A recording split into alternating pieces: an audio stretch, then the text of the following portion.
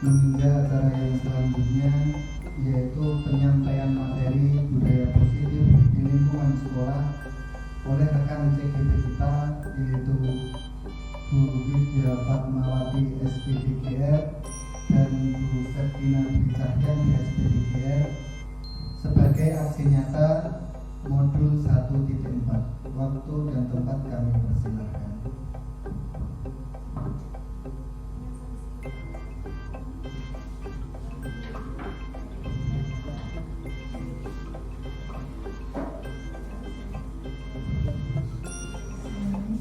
Assalamualaikum warahmatullahi wabarakatuh. Selamat pagi Bapak Ibu Guru semua. Terima kasih atas waktunya untuk mengikuti acara CGP untuk angkatan 2020 ini, di mana saya dan Bu Septina akan menyampaikan budaya positif di sekolah. Untuk yang pertama, sudah mungkin setiap kita sudah bersama anak-anak dalam sekolah itu kan setiap saat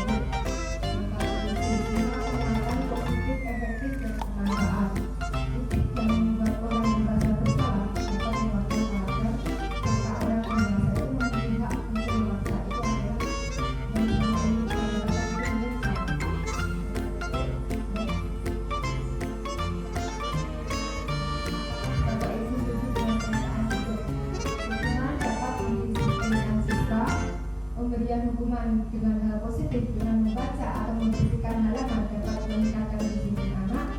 Yang ketiga, memberi penghargaan dapat meningkatkan motivasi anak.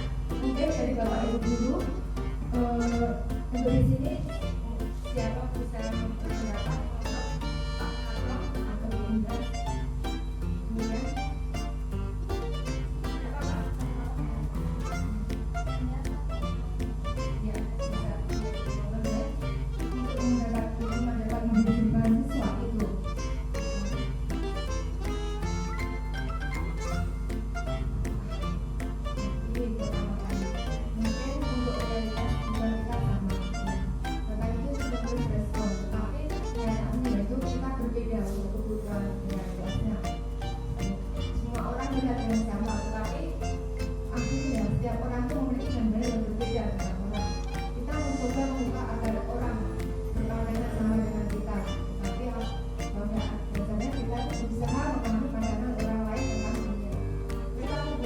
dilihat sebagai suatu kesalahan, tapi semua perilaku itu memiliki makna kata disiplin. Dalam budaya kita, makna kata disiplin dimana menjadi sesuatu yang dilakukan seseorang pada orang lain untuk mendapatkan kepatuhan.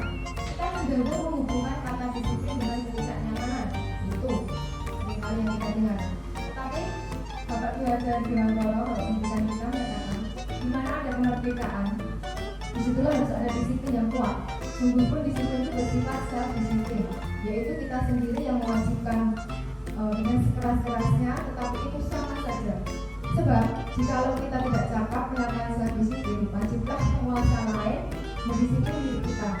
Dan peraturan demikian itulah harus ada di dalam suasana yang berbeda. Menurut Kiajar Dewantara, pemikiran, konsepsi, keteladanan, dan sikap berbeda.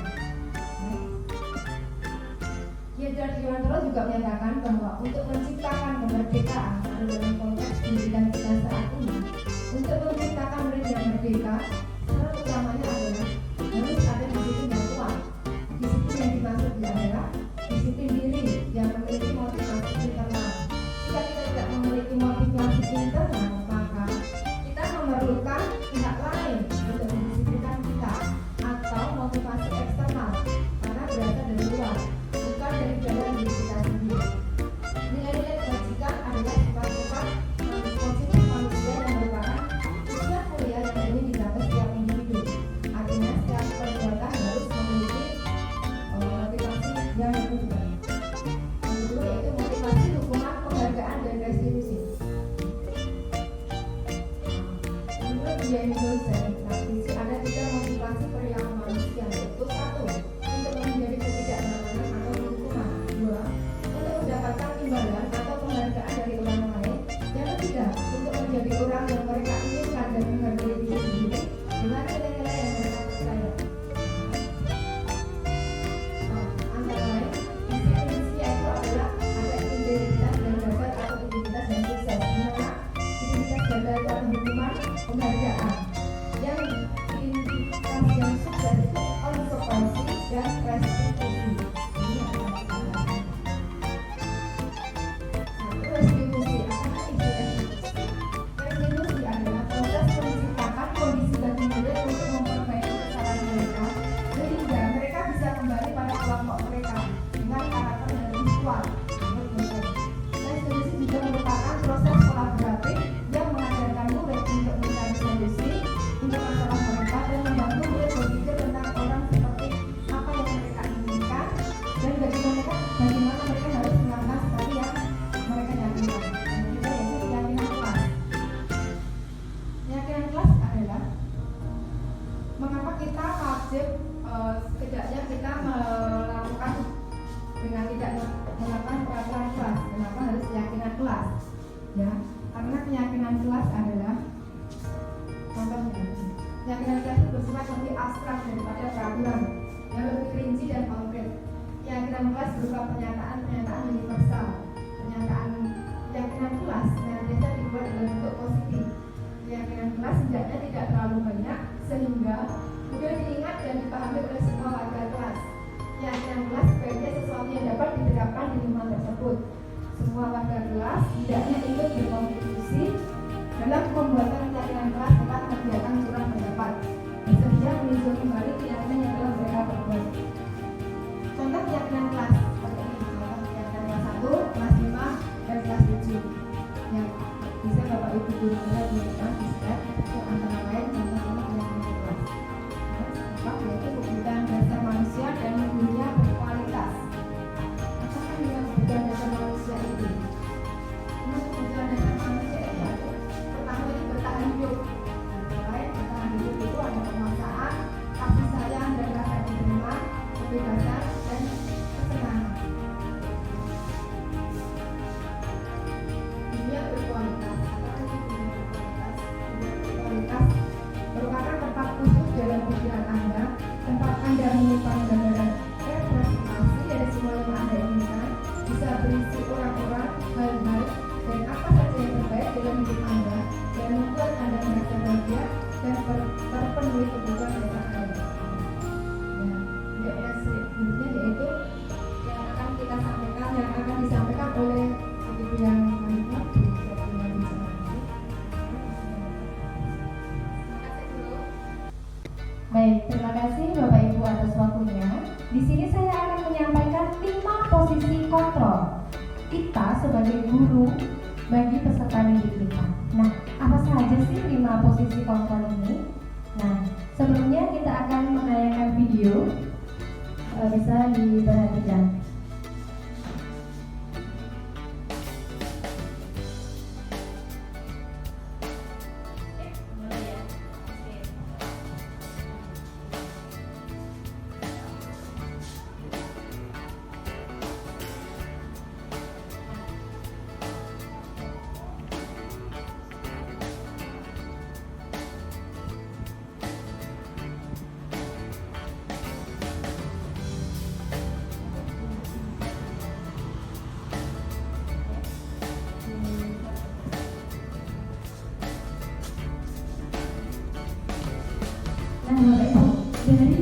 tadi, sekilas kita mengingat atau melihat ada seorang siswa yang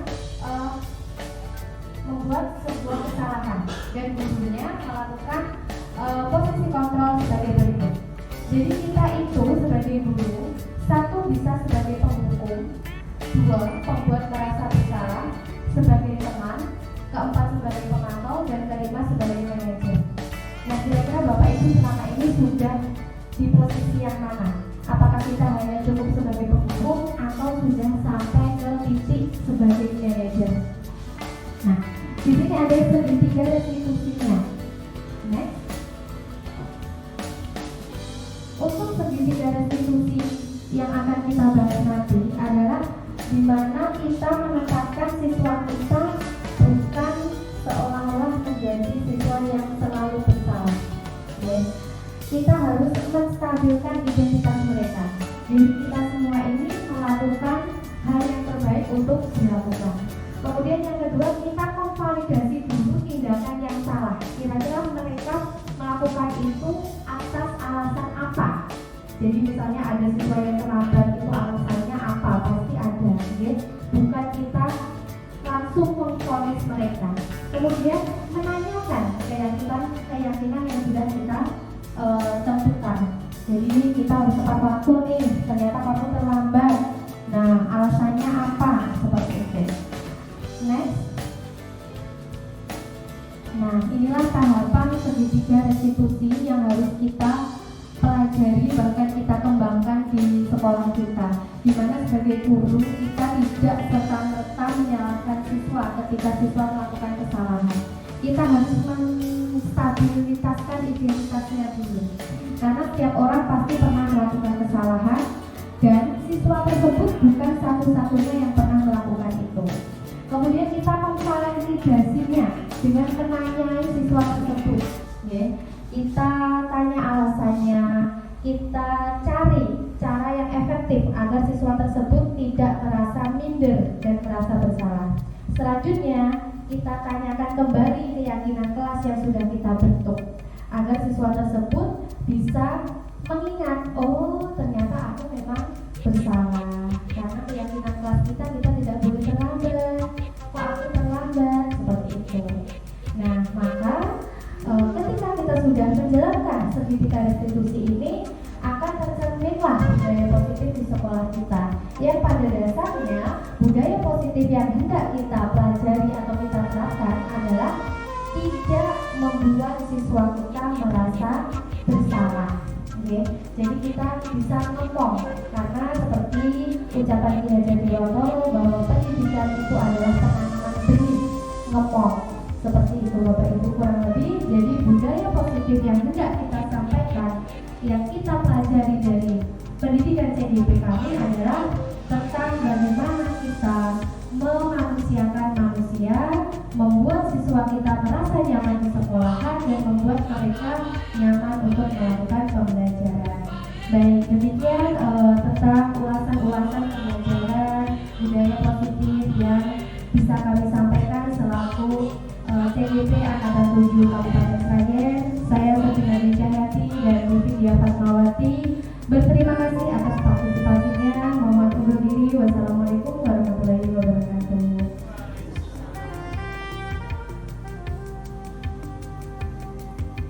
Ya, demikian tadi penyampaian materi budaya positif dari teman-teman CGP kita, yaitu Bu Widya Fatmawati, SDPR, dan Bu Septina Cinta yang di SDPR. Untuk yang selanjutnya yaitu kesan-kesan dari Bapak Ibu Guru semua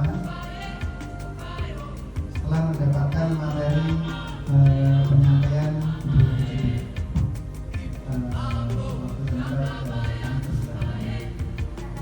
Bismillahirrahmanirrahim. Terima kasih atas waktunya yang diberikan dari Bu Widya kepada saya. Dan di sini saya akan memberikan ingin menyampaikan pendapat saya setelah saya mengikuti tadi seri diseminasi aksi nyata budaya positif di sekolah.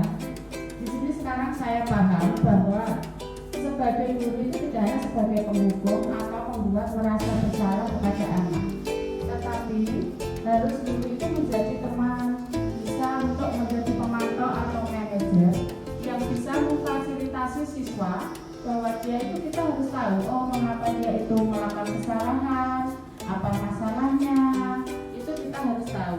Jadi kita tidak boleh langsung menghukum siswa. Dan untuk selanjutnya, di sini guru juga harus bisa sebagai teman, maksudnya guru juga harus bisa sebagai tempat curhat siswa. Kita harus mau mendengarkan cerita siswa telah ketemu ya. Siswa. Jadi di sini intinya pada diseminasi budaya positif ini guru tidak boleh hanya sebagai penghukum atau pembuat merasa bersalah kepada anak. Mungkin seperti itu saja Bu Ida yang bisa saya sampaikan. Selebihnya saya ucapkan terima kasih. Wassalamualaikum warahmatullahi wabarakatuh.